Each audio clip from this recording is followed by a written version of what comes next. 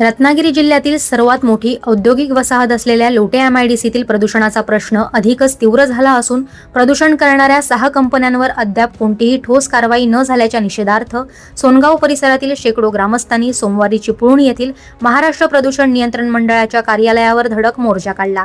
यावेळी आंदोलकांनी तीव्र घोषणाबाजी करत संबंधित कंपन्यांवर तातडीने कठोर कारवाई करण्याची मागणी केली।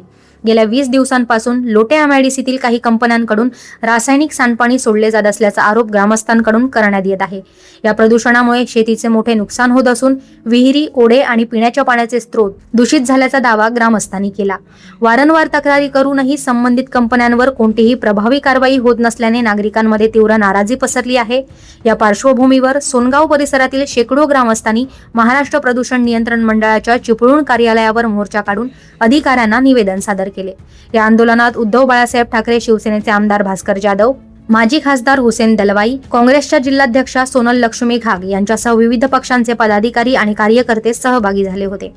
प्रदूषण करणाऱ्या कंपन्यांवर तातडीने कठोर कारवाई करून परिसरातील प्रदूषण कायमस्वरूपी थांबवावे, अन्यथा यापेक्षाही अधिक तीव्र आंदोलन छेडण्यात येईल असा इशारा ग्रामस्थांनी प्रशासनाला दिला आहे।